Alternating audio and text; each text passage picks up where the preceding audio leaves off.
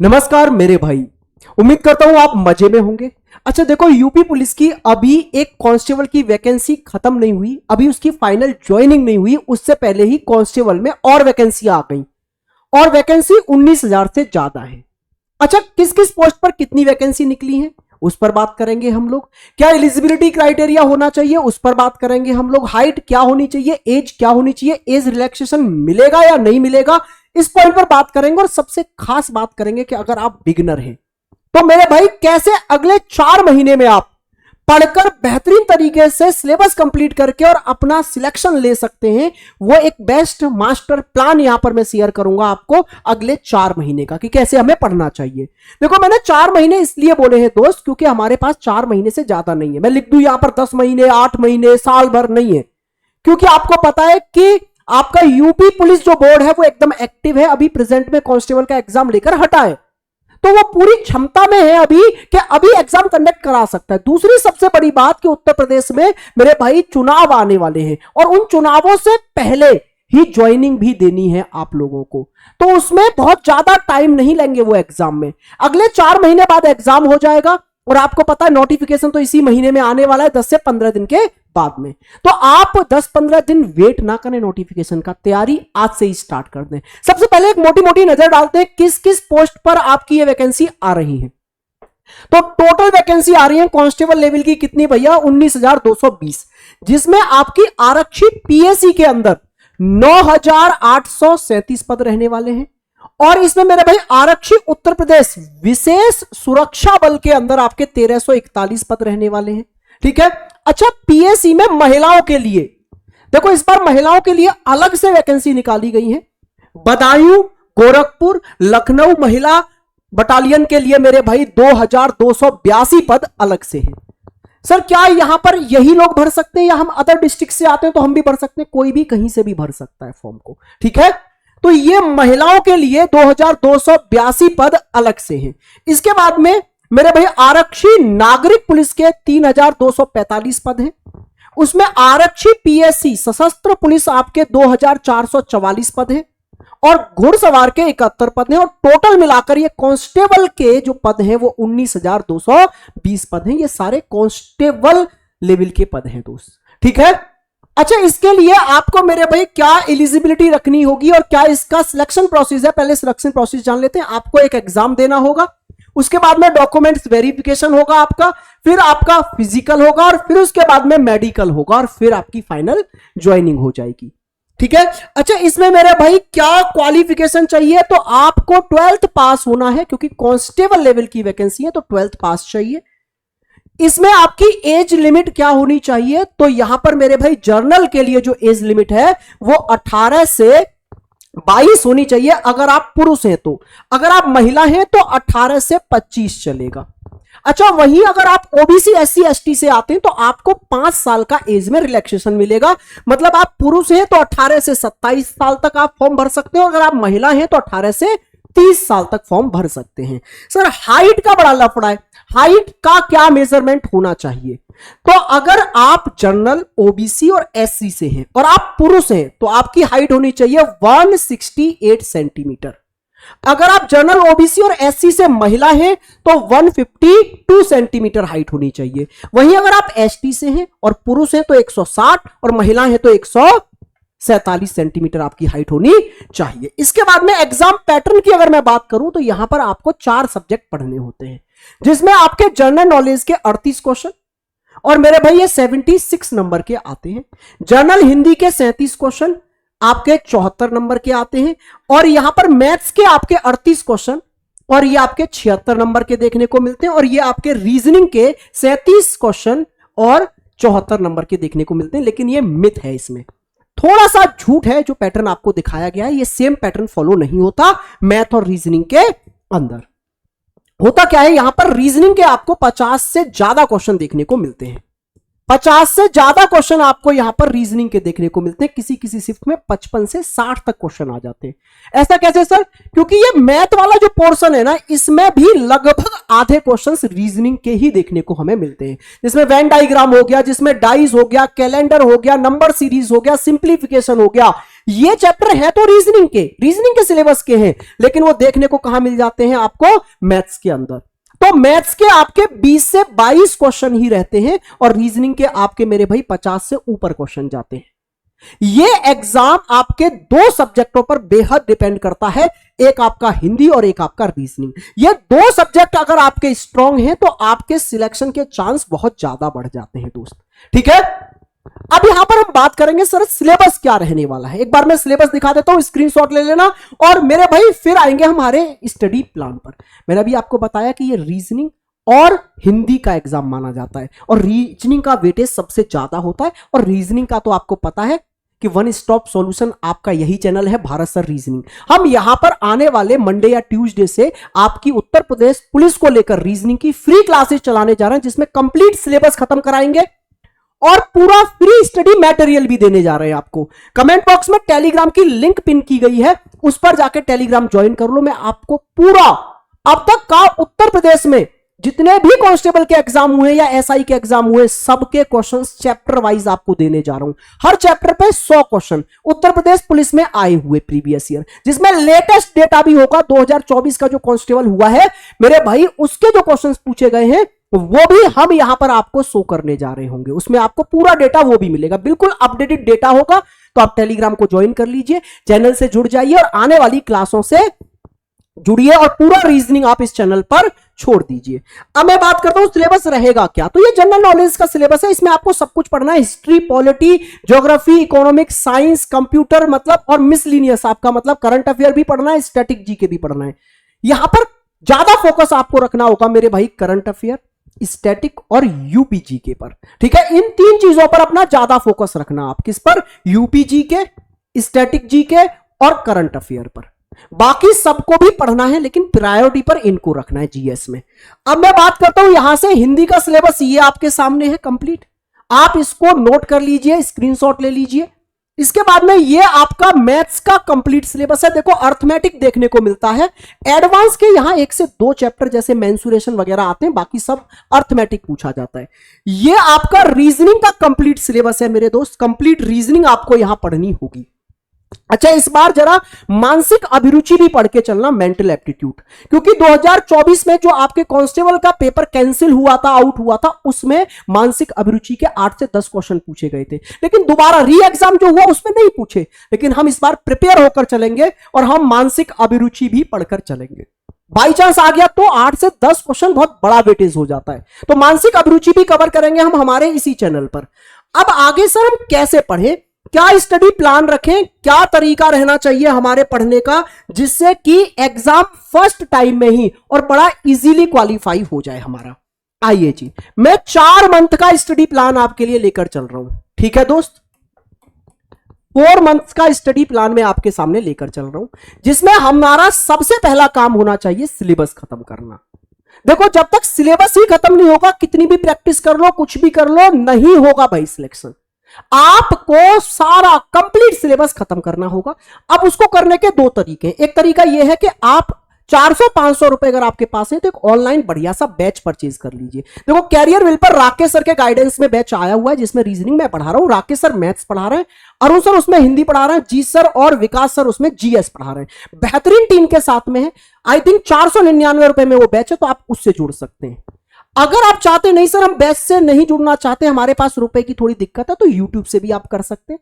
उसके लिए आपको अपने वाइब्स मिलने वाले टीचरों से जुड़ना होगा, मींस जिन टीचरों से आपको पढ़ने में मजा आ रहा है, समझ में आ रहा है। रीजनिंग आप मेरे पर छोड़ सकते हैं, मुझे जिम्मेवारी दे सकते हैं। मैं यूट्यूब चैनल पर फ्री आपको कंप्लीट रीजनिंग कराऊंगा, प्रैक्टिस सेशन भी यहां पर रखूंगा और मेरे भाई पूरा प्रैक्टिस सीट भी दूंगा आपको, हर चैप्टर पे 100 क्वेश्चन प्रीवियस ईयर के। अच्छा करना क्या है सर, तो 4 मंथ में मेरे भाई मैंने आपको बताया कि पहले सिलेबस खत्म करना है हमको, और ये कब तक खत्म करना है सर, 3 मंथ में कोशिश करना कवर हो जाए, 3 मंथ में। अच्छा, मैंने एक स्ट्रेटेजी बनाई थी एसआई के लिए, और उसमें एक बच्चे का कमेंट था जो मुझे बड़ा फनी लगा। उसने बोला सर 3 मंथ में अगर सिलेबस होने लग गया फिर तो सबका सिलेक्शन हो जाएगा। मैं बोल रहा हूं 3 में नहीं, 2 महीने में हो सकता है। आप पढ़ने वाले होने चाहिए। अब आप दिन में अगर 2 ही घंटे पढ़ेंगे तो कभी सिलेक्शन नहीं हो सकता। जो टाइम टेबल मैं यहां बनाकर दे रहा हूं, अगर आप उसे फॉलो कर लेते हैं, बहुत इजीली आपका सिलेबस खत्म हो जाएगा 3 महीने में, और चौथे महीने में हम प्रैक्टिस पर आ चुके होंगे। आइए देखिए कैसे। देखो, आपको 10 घंटे पर डे पढ़ना पड़ेगा, इसमें कोई डाउट नहीं है कि आप सर 2 घंटे 1 घंटे पढ़ के सिलेक्शन ले लेंगे, नहीं ले पाएंगे। हमें पर डे 8 से 10 घंटे पढ़ाई करनी ही पड़ेगी। अब वो कैसे करनी है, बस ये मैनेज करके मैं आपको दूंगा, क्योंकि आप टाइम टेबल कभी कभी तो ऐसा बना लेते हैं इतना लेंथी कि हम लोग थक जाते हैं। 1-2 दिन तो फॉलो कर पाते हैं, फिर आगे वो कंटिन्यू नहीं हो पाता। तो मैं आपको एक बेस्ट टाइम टेबल बनाकर दे रहा हूं कि हमें कैसे पढ़ना है, जिससे कि वो कंटिन्यू रह सके, हमारा टाइम टेबल आगे तक पढ़ा जा सके, लंबा 3-4 महीने तक। उसके लिए हमें टाइम टेबल में ब्रेक रखने होते हैं। ऐसा नहीं लगातार 4 घंटे पढ़ रहे हैं, लगातार 5 घंटे पढ़ रहे हैं, एक दिन पढ़ लोगे 2 दिन पढ़ लोगे, कंटिन्यू नहीं रख पाओगे। तो हमें दोस्त एक बेहतरीन टाइम टेबल फॉलो करना होगा, जो कि मैं आपको बता रहा हूं। आइए जी देखते। देखो, सुबह आप आराम से जगो, 5 बजे जगो, 6 बजे जगो, कोई दिक्कत नहीं है, लेकिन पढ़ने आपको 7 बजे बैठना है। 7 AM में आप पढ़ाई करना स्टार्ट कर देंगे, ठीक है दोस्त। अब इसके बाद में अगर मैं बात करूं यहां से, तो 7 से लेकर 9 AM तक ये 2 घंटे आप अपनी जीके के लिए दीजिएगा, क्योंकि एकदम फ्रेश माइंड होता है, एकदम दिमाग शांति से, एकदम फ्रेश आप जगे हैं अभी, बहुत ज्यादा दिमाग पर प्रेशर नहीं है, आप इजीली यहां पर याद करने वाली चीजों को लेकर चलिए।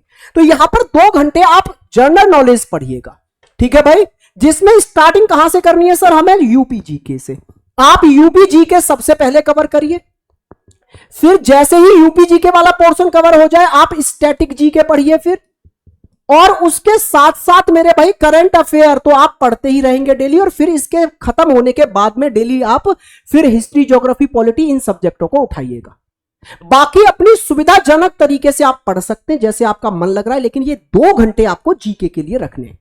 फिर इसके बाद में थोड़ा सा ब्रेक लेना है दोस्त आपको, 1 घंटे का ब्रेक लीजिए, ब्रेकफास्ट करिए थोड़ा सा हल्का फुल्का, और फिर 10 से 12 बजे का टाइमिंग, इसमें आप अपनी रीजनिंग पढ़िए दोस्त। रीजनिंग देखो, मैंने जीके के बाद तुरंत हिंदी नहीं पढ़ाया आपको, उसका रीजन है कि अभी आप रट के हटे, दूसरा सब्जेक्ट भी रटने वाला है। तो यहां पर आप रीजनिंग पढ़िए, क्योंकि बिल्कुल इजी सा सब्जेक्ट है आपका, बहुत इजीली आपको समझ भी आ जाएगा, आपको मजा भी आएगा पढ़ने में। और यहां 2 घंटे आप रीजनिंग पढ़ेंगे, 2 घंटे, ठीक है भाई। अगर मैं बात करूं कि यहां पर, अच्छा थोड़ा आगे पीछे हो सकती हैं चीजें, अगर आप चाहेंगे तो थोड़ा आगे पीछे करके मैनेज किया जा सकता है। अब इसके बाद में आप 2 घंटे का ब्रेक लीजिए पूरा 2 बजे तक, ठीक है भाई, और फिर 2 बजे से पढ़ने बैठिए, उसमें अपना लंच वंच करिए, नहाइए धोइए, फिर 2 से 4 बजे यहां पर आप हिंदी पढ़िए, यहां पर आप मेरे दोस्त हिंदी पढ़िए, और ये 2 घंटे आपको यहां पढ़ना है। फिर उसके बाद में आप आराम से ब्रेक लीजिए थोड़ा और, ठीक है, 2 घंटे का आराम से ब्रेक लो, जिसमें थोड़ा बहुत नाश्ता टाइप का, स्नैक्स टाइप का करो, चाय वाय पियो, थोड़ा घूम के आओ, फिर के आओ, हल्का फुल्का फिजिकल करके आओ, और फिर 6 से 8 बजे तक 2 घंटे आप पढ़ेंगे मैथ्स, ठीक है। यहां 2 घंटे आपको मैथ्स पढ़ने हैं, और फिर उसके बाद में 1 घंटे का ब्रेक लीजिए, जिसमें अपना डिनर करिए, और फिर उसके बाद में 9 बजे से ये 11 बजे का जो टाइम है ना, ये आपका रिवीजन टाइम होना चाहिए, जिसमें आपने पूरे दिन में जो पढ़ाई उसका यहां रिवीजन करना है। या मेरे भाई इसमें आप लोगों को क्या लगाना है, मॉक वगैरह लगाना है। मॉक कौन सा, अभी तो सर आपने पढ़ना स्टार्ट किया है, तो मॉक लगाइए सेशनल। सेशनल मतलब या फिर चैप्टर वाइज, जो चैप्टर आपने पढ़ लिया उसका मॉक लगाइए। अगर मान लो कोई चैप्टर कंप्लीट ही नहीं हो पाया आज आपका, 2 दिन में हो रहा है या 3 दिन में हो रहा है, तो फिर इस टाइम में आप रिवीजन करिए जो आपने पूरे दिन पढ़ा है, यहां कुछ नया नहीं पढ़ना।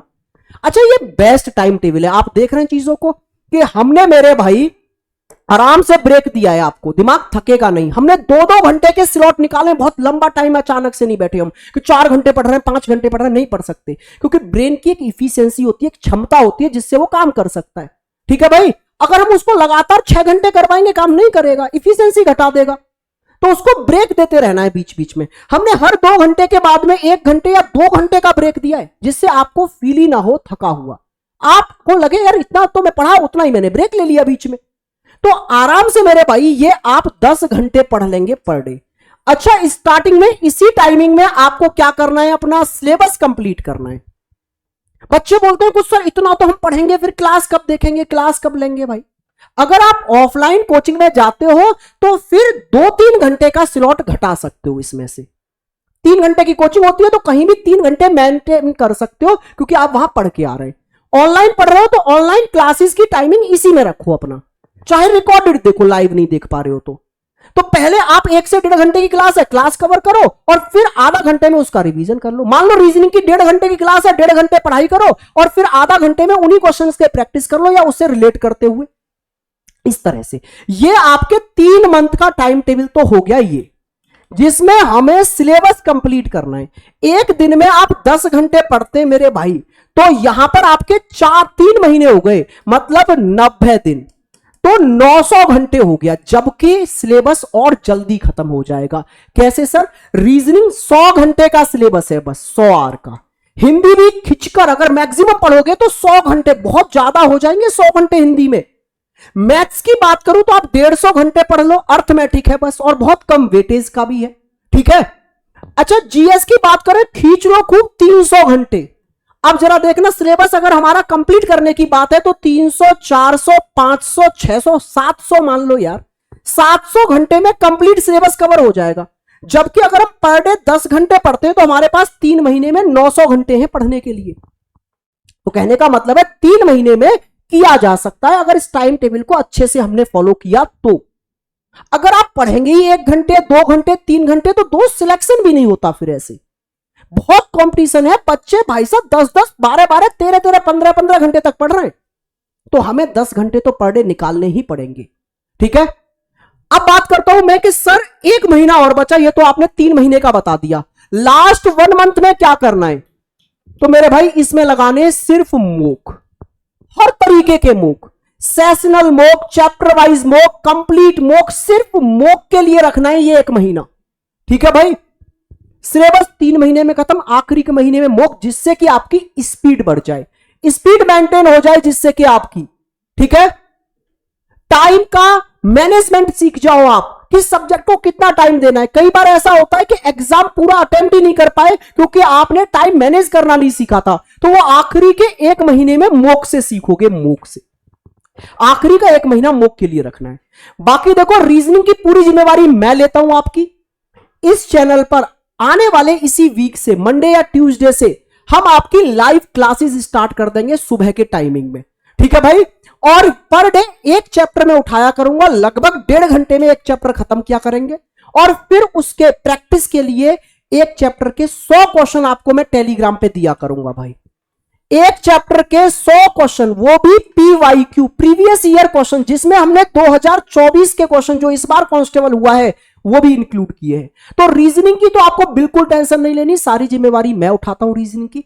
आप टेलीग्राम चैनल से जुड़ जाइए, जो कमेंट बॉक्स में लिंक दिया है, और अपने इस चैनल से भरत सर रीजनिंग से जुड़ जाइए और रीजनिंग की टेंशन भूल जाइए। हमने बहुत सारे सिलेक्शन पिछली बार भी दिए हैं, बहुत कायदे से पढ़ाया है, इस बार भी एकदम पूरे जुनून, पूरे जोश से यूट्यूब पर हम आपको पढ़ाएंगे पूरे मन से दोस्त, ठीक है। तो चैनल से जुड़ जाइए और मिलते हैं लाइव क्लास में। अगर आपने मेरे भाई ये टाइम टेबल फॉलो कर लिया ना, अगले 4 महीने तो वर्दी में ही मिलेंगे फिर आपसे हम। नमस्कार भाई।